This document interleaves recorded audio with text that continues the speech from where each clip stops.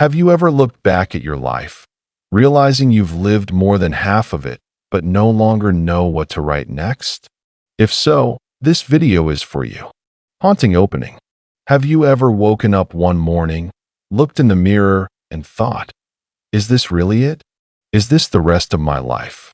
That hollow silence that creeps into your chest. That's not just age. It's the terrifying realization that maybe you've been living on autopilot for decades. And when you finally notice it, it's like being dropped in the middle of a novel where half the pages are already filled, and you're staring at the blank ones wondering if you even remember how to write. Here's the truth nobody tells you at 50, 60, 70. Your story isn't finished. It's not even close. But the cruel trick your brain plays on you is whispering. It's too late. Too late to change. Too late to try. Too late to start over. That whisper feels so convincing because society nods along. Commercials, workplaces, even friends make you believe that after a certain age, you're just supposed to sit quietly, fade politely, and wait for the credits to roll. But let me ask you, since when did you agree to be an extra in your own movie? Scientists have a name for what you're feeling. Psychologists call it learned helplessness. Imagine a dog kept in a cage with an electric floor. At first, the dog jumps around, tries to escape. But after enough shocks, it stops moving. Even if you open the cage door later, the dog just lies there, convinced freedom isn't possible. Sound familiar? That's what years of stress, disappointment, and you can't do this from the world do to you.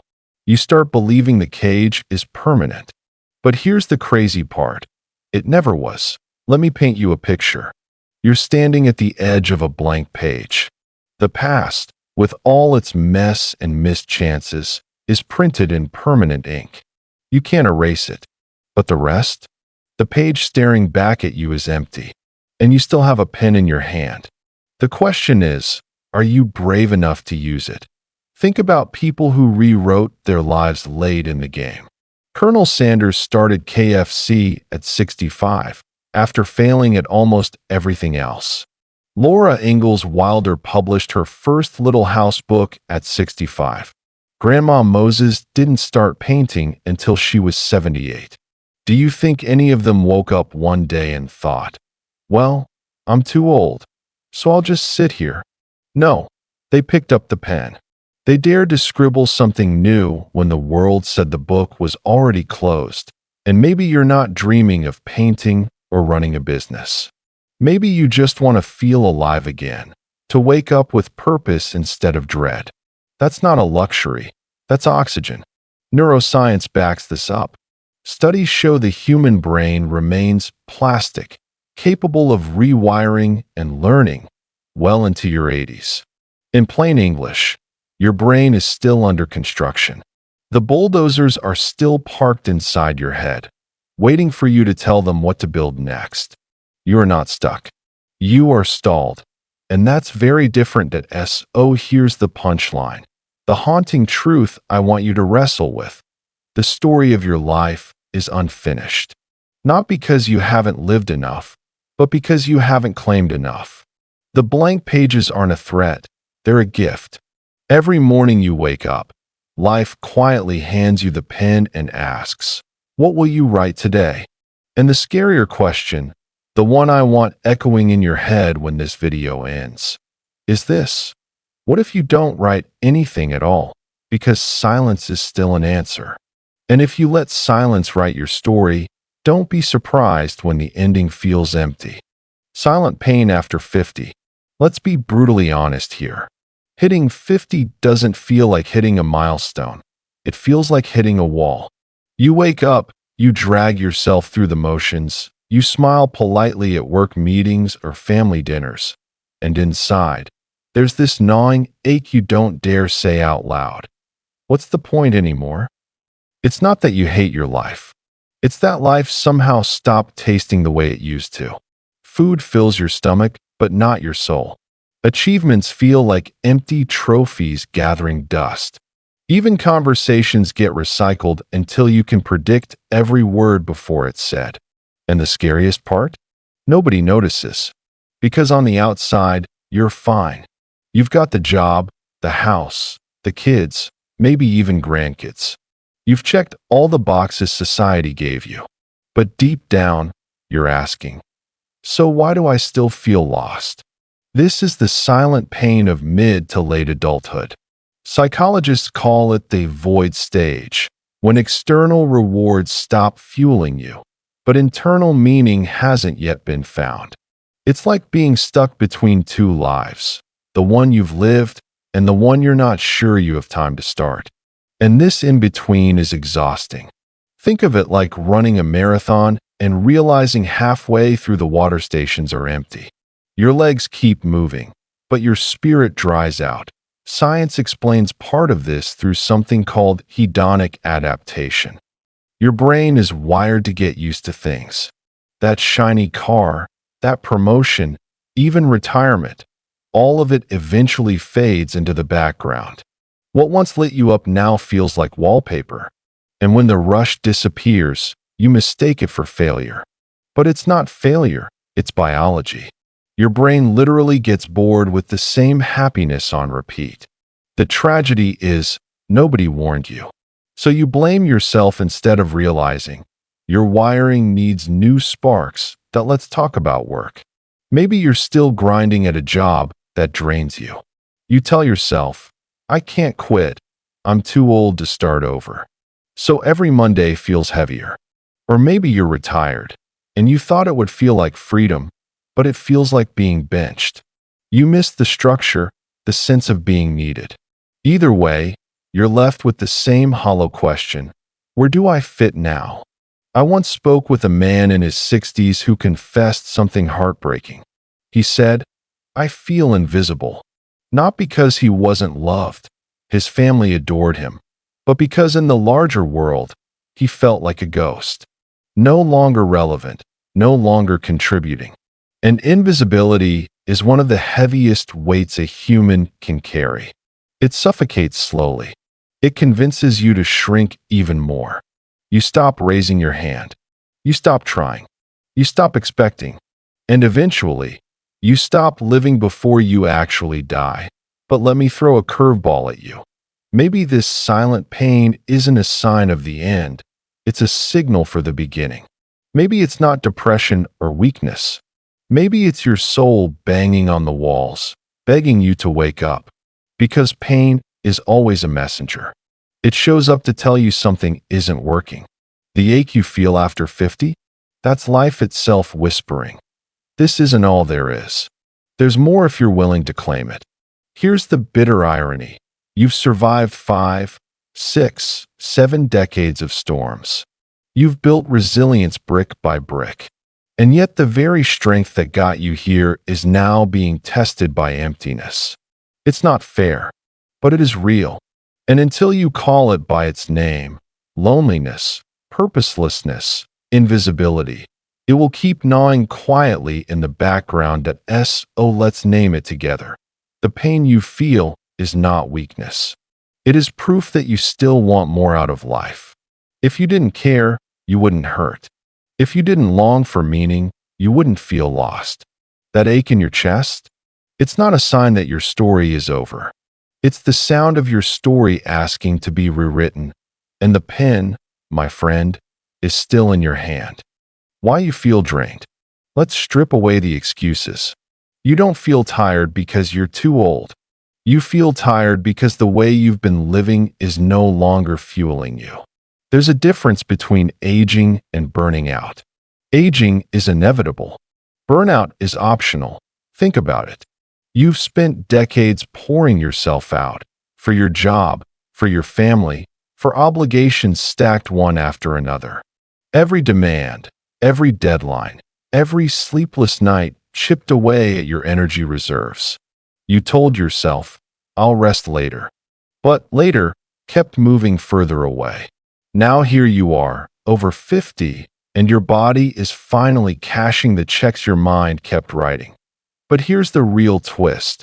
Most of your exhaustion isn't physical, it's emotional. It's the exhaustion of pretending. Pretending you're fine when you're not. Pretending you still care about things that secretly bore you. Pretending the mask of responsibility is enough to hide the hollowness inside. That performance takes more energy than any job ever could. Psychologists call this emotional labor, the invisible work of keeping yourself socially acceptable. Smiling when you want to scream. Nodding when you want to walk away. Carrying conversations that feel like recycled scripts. It's no wonder you collapse into bed at night not refreshed, but emptied. Because you're not just tired, you're drained of authenticity. And let's talk about your body for a second. Over 50, your physiology shifts. Cortisol, the stress hormone, doesn't clear out as easily. Sleep becomes lighter, more fragile. Metabolism slows, meaning sugar spikes crash harder. Add to that decades of accumulated stress, and you've got the perfect recipe for chronic fatigue. But let's be clear, this isn't weakness. This is your body's way of saying, I can't keep running on fumes. Now here's the deeper layer. You feel drained not only because you've given too much, but because you've stopped receiving. When was the last time you did something purely for joy, without justifying it? When was the last time you learned something new, not because you had to, but because it lit you up? Adults in their 50s and 60s often forget this simple truth. Joy isn't optional. It's fuel. And when you cut off your fuel supply, your spirit runs dry. Think about kids. They play, they experiment, they fail, they laugh. That energy you admire in them doesn't come from youth alone. It comes from curiosity. And curiosity is ageless. The tragedy is, we trade it for routines. We trade it for stability. And in doing so, we accidentally trade it for emptiness. Let me tell you a story. A woman I once knew, let's call her Maria, was 62 when she admitted she felt dead inside. She wasn't sick. She wasn't struggling financially. Her kids were grown. On paper, life looked stable. But every day felt like pressing repeat on a song she no longer liked. Do you know what changed her? One art class. She picked up a brush, dipped it in paint, and something unlocked. I felt alive again, she said.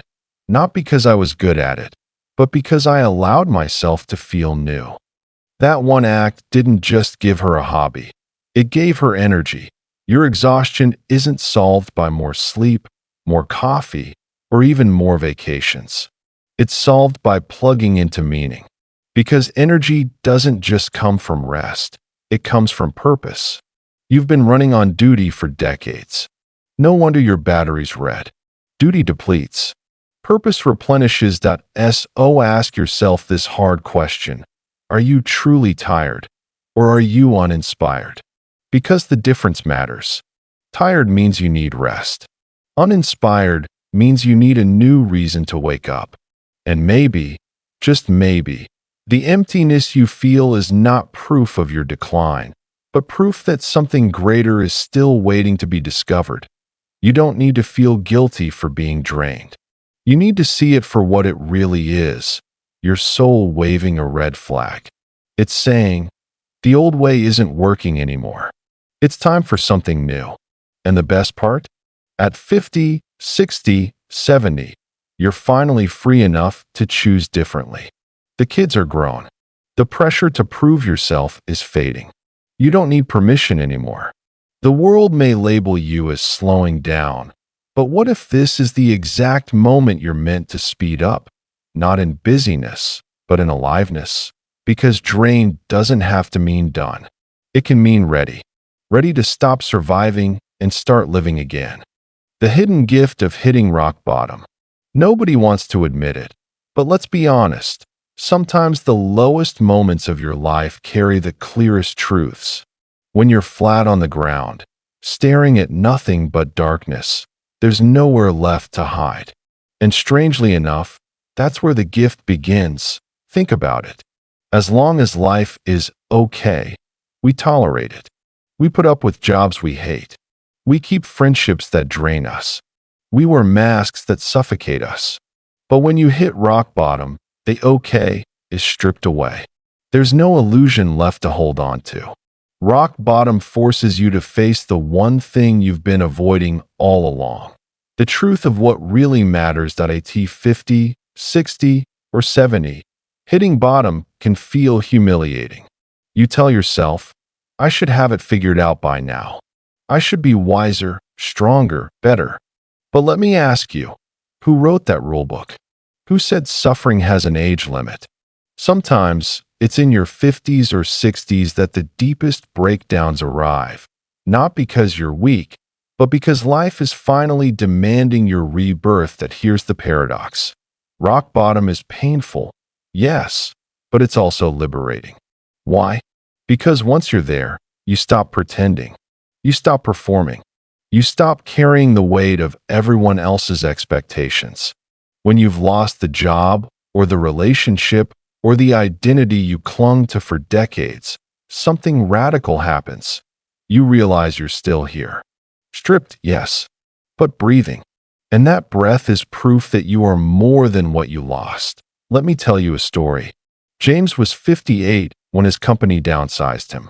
After 30 years of loyalty, he walked out of the building with a box in his hands and a hollow in his chest. For months, he spiraled. Anger, shame, fear. He told me, I felt like a nobody, like my life was over. But here's what happened. After the noise of panic faded, something else surfaced. Silence. In that silence, James asked himself a question he'd avoided for decades. What do I actually want? Not what paid the bills, not what impressed others, but what set his soul on fire. That question led him to start a small woodworking shop, something he'd loved since childhood.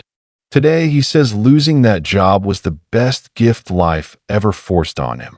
You see, rock bottom tears away the distractions. It removes the shoulds and leaves only the musts. What must you change? What must you release? What must you finally claim as your own? That clarity is the hidden gift, and maybe you're listening right now, thinking, but I don't want clarity, I want comfort. I understand. Comfort feels safe, but comfort is often the cage. Rock bottom breaks that cage open. It's terrifying, yes, but it also means freedom. Let's talk science for a moment. Psychologists have studied post-traumatic growth, the phenomenon where people emerge from crisis not weaker, but stronger, more grateful, more alive. They found that loss often rewires the brain, shifting priorities, deepening appreciation, and sparking creativity. In other words, the very collapse you fear may be the soil where your next chapter grows. Think of it this way. A seed only becomes a tree after it cracks open. That crack looks like destruction, but it's actually transformation. The same is true for you. Rock bottom cracks you open. Painful, yes, but without the crack, no new roots could grow. Oh, maybe you've lost something. Health, work, love, direction. Maybe you feel stripped of identity. But what if this loss isn't the end? What if it's simply life whispering, it's time to start again, but this time from truth? And here's the most beautiful part. When you rebuild from rock bottom, you rebuild lighter. You no longer chase everyone's approval. You no longer waste decades proving yourself in arenas that never mattered. You finally get to ask, what makes me feel alive? And then, without apology, you get to follow it. Oh, here's the reframe. Hitting bottom isn't your punishment. It's your reset. It's the doorway you never would have walked through voluntarily. But now that you're here, you get to decide what's on the other side. The gift of rock bottom is not that it destroys you. The gift is that it destroys the false version of you, so the real one can finally breathe. And maybe, just maybe, this breakdown you're in right now is not proof of your ending, but proof of your beginning. Reclaiming your energy. There's something nobody tells you about getting older. Energy becomes more precious than money. You can always earn a few extra dollars, but once your energy is gone, the day is gone. And when days pile up, the years slip away. That's why reclaiming your energy isn't just about feeling better. It's about reclaiming your life. But let's be honest, if you're between 50 and 70, you've probably noticed the slow drain. You wake up tired. You go through the motions. The things that used to excite you now feel heavy. And sometimes you wonder if this is just how the rest of life will feel. It doesn't have to. The truth is, energy isn't just physical. It's emotional, mental, even spiritual. And so much of your exhaustion doesn't come from your age. It comes from carrying things that were never meant to be carried this long. Think about it. How many grudges are still lodged in your heart? How many regrets play on repeat in your head? How many obligations do you say yes to when your soul is screaming no? That is the real thief of energy. Not the candles on your birthday cake, but the invisible weight you drag into every single day. Let me ask you this. What would your life look like if you set those weights down? If you stopped rehearsing old arguments? If you forgave yourself for mistakes you can't undo? If you released the need to please people who will never be pleased? Imagine how light your mornings would feel. You don't need more caffeine. You don't need another supplement. You need permission. The permission to stop giving away your energy to what drains you. Here's the shift. Instead of asking, how do I get more energy? Ask, where is my energy leaking? Because most of the time, you don't need to generate more. You simply need to stop the leaks. Let me share a story. Maria, age 64, told me she felt constantly exhausted. She blamed menopause. She blamed age. She even blamed bad genetics. But when we looked closer, the real issue wasn't her biology. It was her boundaries. She was still saying yes to everything. Babysitting her grandkids 5 days a week, volunteering at every event, running errands for neighbors, all while neglecting her own rest. No wonder she was drained. When she finally learned to say no, without guilt, something amazing happened. Her energy returned. Not overnight, but gradually, like a sunrise. Your energy doesn't just serve you. It serves your purpose. You cannot step into the next chapter of your life if you're crawling into it half-alive. So how do you reclaim it? Here are 3 practices, simple but powerful. 1. Audit your drains. For 1 week, write down what leaves you feeling heavy after doing it, and what leaves you feeling lighter. Be brutally honest. That awareness alone is a game-changer. Point 2. Practice sacred no's. Every time you say yes to something that drains you, you're saying no to something that could renew you. Protect your time like it's gold, because it is. Point 3. Replenish daily. Not once a year on vacation, not once a month at a retreat, daily. Whether it's a quiet walk, reading a few pages of something nourishing, or simply sitting in silence, you must refill yourself before pouring into others. Remember this. You are not lazy for resting. You are not selfish for protecting your peace. You are wise for recognizing that energy is the fuel of your entire second half of life. And maybe right now you feel like your tank is empty. That's okay. Even an empty tank can be refilled. The question is, will you stop long enough to let it happen? Because here's the truth. Life doesn't reward the most exhausted person in the room. It rewards the person who still has the energy to rise, to create, to love, to live fully. So reclaim it. Protect it.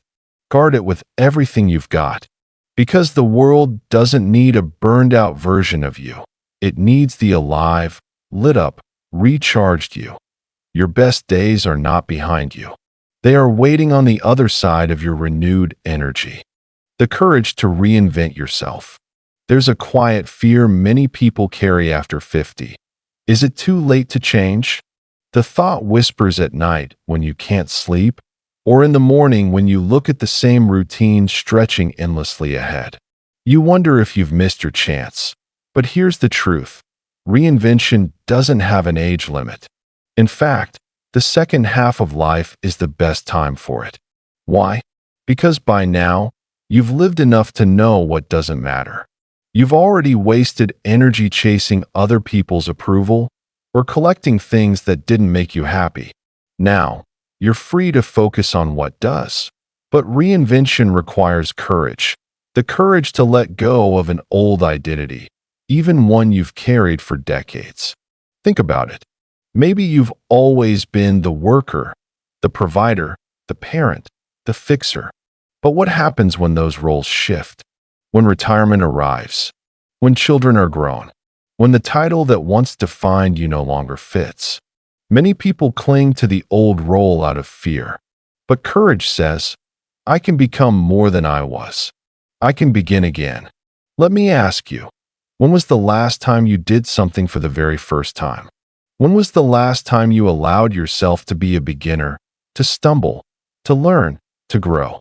Reinvention begins there, with the willingness to try again, even if it feels uncomfortable. Take David, age 58. After decades in corporate life, he felt empty. The paycheck was good, but his soul was bankrupt. At first, he thought it was too late to make a change. But then he remembered his teenage dream of painting. So he bought brushes and canvases. At first, it was messy, awkward, even embarrassing. But slowly, he found joy again. Within 5 years, he wasn't just painting. He was selling his art, teaching others, and feeling alive in ways he hadn't in decades. That's the power of reinvention. It doesn't erase who you were. It expands it. Now, here's the hard part. People around you may resist. They'll say, why now? Or isn't it risky? Or just be content with what you have. And if you're not careful, their fear will become your prison. That's why reinvention requires courage. Not because it's complicated, but because it demands you stop living on other people's terms. But courage isn't the absence of fear. Courage is moving forward even with fear whispering in your ear. Oh, how do you cultivate it? 3 simple but powerful steps. 1. Give yourself permission to outgrow your past. You are allowed to evolve. Just because something was right for you once doesn't mean it must define you forever. 2. Start small, but start now. Don't wait for the perfect time. Take one step today, a class, a book, a conversation, a sketch, a song. Small beginnings build momentum. 3. Surround yourself with encouragers, not doubters. Find people who believe in growth, who clap when you step out of your comfort zone. Their belief will fuel your courage when your own runs low. And let me tell you this, the world needs your reinvention. Somewhere, someone is waiting for the version of you that hasn't even shown up yet. The wisdom you've gained, the scars you've carried, the lessons you've lived through, those are not dead weight. They are the raw material for your new chapter. So if you feel the pull to begin again, don't ignore it. That whisper is not madness. It is life itself, inviting you to rise. And when fear says, what if you fail? Answer back, but what if I fly? Your courage today could be the turning point of your entire future. Finding meaning beyond work. For most of your life, work has been more than just a paycheck. It was identity. It was purpose. It was the answer when people asked, so what do you do? But what happens when that work slows down or ends? Retirement, downsizing, a shift in roles. Suddenly, the question becomes harder. Without the title, without the busy schedule, without the constant tasks, who are you now? This is the silent crisis many people face in their 50s, 60s, and beyond. It's not just about money, it's about meaning. You wake up and realize that if your worth was tied only to your work, then losing it feels like losing yourself. But here's the truth. Your life is bigger than your job. Work was never the full story, it was just one chapter. Meaning is not something given by a company, a career, or a boss. Meaning is something you create every single day. The problem is, Most of us were never taught how to live beyond work. Society praised achievement, deadlines, promotions, but rarely taught us how to rest, how to connect, how to contribute without being paid. So now, you must ask yourself, what is my life really about when no one is keeping score? Think of Rosa, age 64. After retiring from teaching, she fell into depression. For years, her life was about helping students succeed. Without that, she felt invisible. But then she began tutoring children in her neighborhood for free. Slowly, something shifted. She realized her value wasn't gone. It had simply changed form. Today, she describes herself not as a retired teacher, but as a mentor, a guide, a friend. That's what finding meaning beyond work looks like. It's not about filling time. It's about filling your heart. Here are a few pathways. 1. Relationships. At the end of life, no one says, "I wish I'd spent more hours at the office." They say, "I wish I had loved more deeply."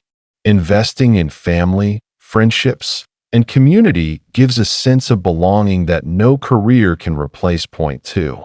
Contribution. You still have skills, wisdom, and energy. Share them. Volunteer. Mentor. Teach. Guide. The world needs elders who shine as lighthouses, not bystanders who fade quietly. Point 3. Passion. Maybe it's music, gardening, writing, travel, or spirituality. These are not hobbies to kill time. They are portals to deeper meaning, ways of saying yes to life when the world tells you to slow down. But let me warn you, the danger at this stage is drifting. Without intentional choices, you can slip into endless television, scrolling, or waiting. And waiting leads to despair.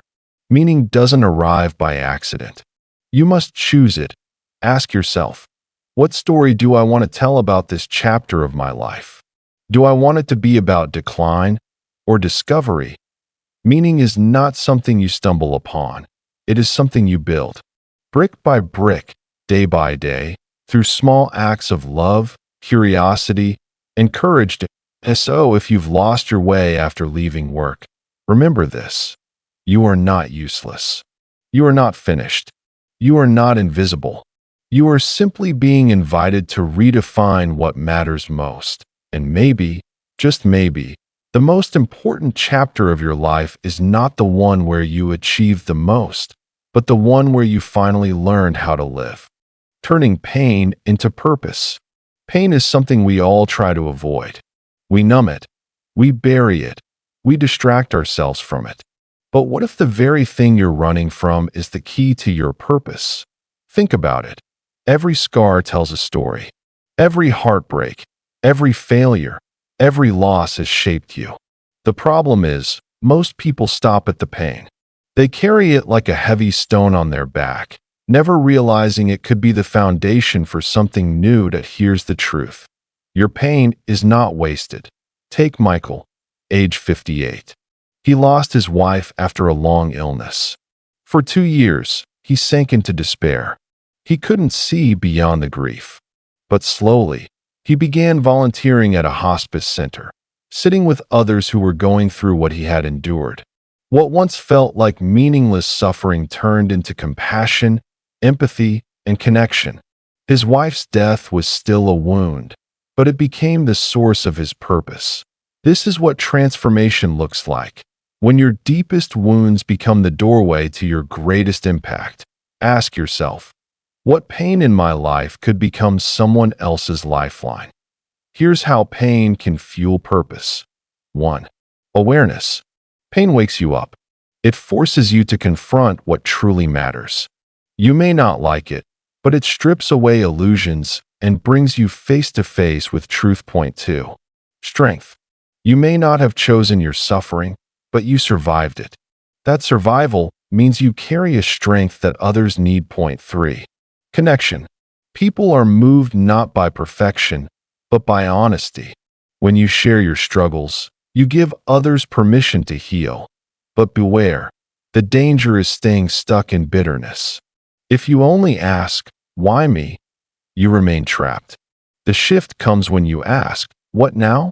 How can I use this? Let's be honest. Life will break you. Everyone after 50 knows this truth. But life will also give you the tools to rebuild, if you choose to use them. Think of your pain as raw material.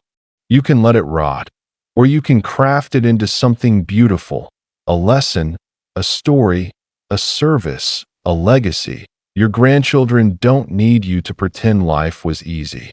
They need to see how you rose again after being knocked down. That is the inheritance of courage. So tonight, take a quiet moment. Write down the hardest moments of your life. Then ask, what wisdom did this give me? How could this serve someone else? Because here's the secret. Purpose isn't found in comfort. Purpose is born in the fire of struggle, and maybe, just maybe, the very thing that almost destroyed you will become the very thing that saves someone else. Your pain doesn't define the end of your story. It defines the beginning of your mission. The power of small daily wins. When life feels overwhelming, it's not the big victories that carry you forward. It's the small daily wins. At 60, you may not run marathons or build empires, but you can still take charge of your energy, your joy, and your sense of progress through tiny, consistent actions. Why do small wins matter? Because momentum creates motivation. Most people wait to feel inspired before they act. But the truth is, action comes first, motivation follows. Think of it this way. A plane doesn't need to be at full speed to take off. It just needs enough thrust to lift off the ground. Small wins are that thrust. Let's meet Sandra, age 67.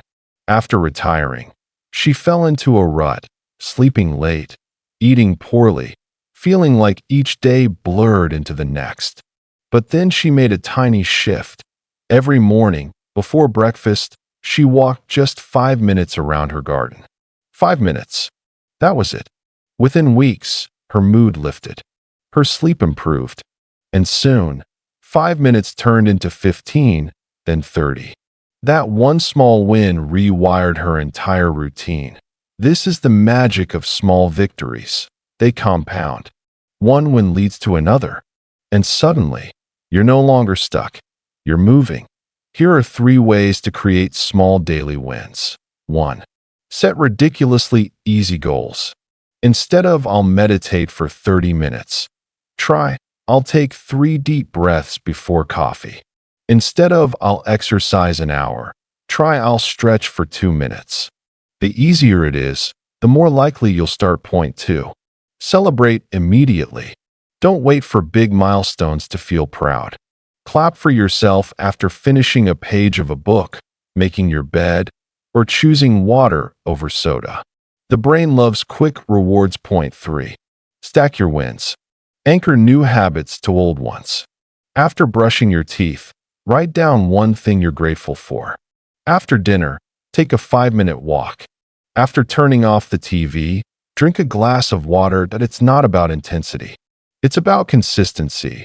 The biggest trap at this age is thinking, it's too late. What's the point? But the truth is, every small step you take is proof that you're still alive, still capable, still writing your story. Ask yourself, what is one win I can create today? Maybe it's calling a friend. Maybe it's drinking one more glass of water.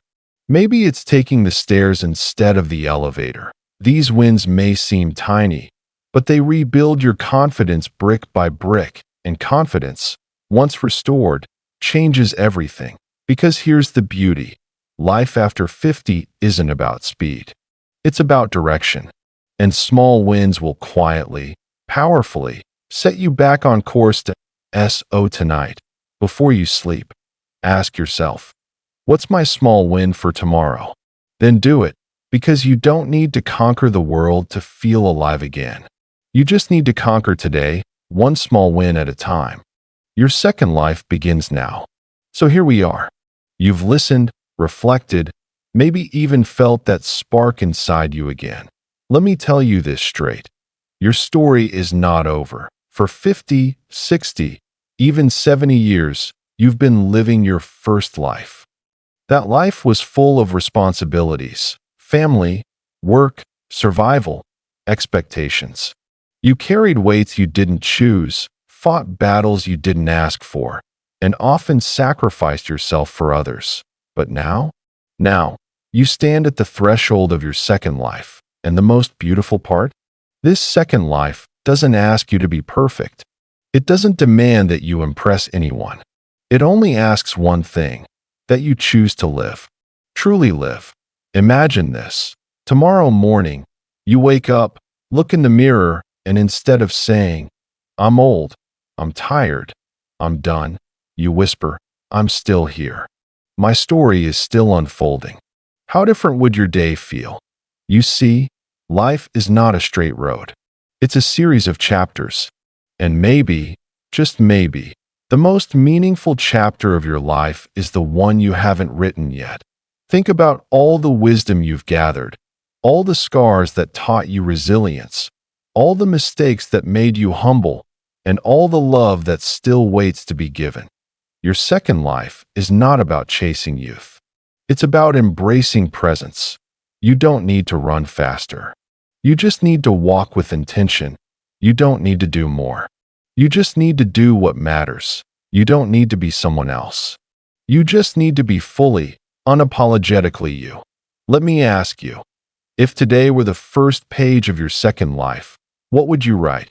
Would you start a new hobby you always dreamed of? Would you reconnect with old friends? Would you take better care of your body so you can enjoy more moments of laughter and love? Would you finally give yourself permission to rest, to breathe, to savor the simple beauty of being alive? Here's the truth. You don't need permission from anyone. The door to your second life is already open. You just have to step through it. Don't wait for the perfect time. Don't wait until you feel ready. You are ready now, because the only thing standing between you and a life filled with meaning is the decision to begin. So here's my invitation to you. Tonight, when you close your eyes, let go of the weight of the past. Forgive yourself for every mistake, every regret, every "I should have." They do not define you. Tomorrow morning, open your eyes as if it were your first day alive. Smile, even if it feels strange. Breathe deeply, even if it feels heavy. Take one step, any step, that reminds you, I am still here, and my second life begins today, because you are not done. You are not broken. You are not late. You are just beginning again. This time, wiser, freer, and stronger, and maybe, just maybe, this second life will be the one you've been waiting for all along. If today is the first page of your second life, what's the very first sentence you will write?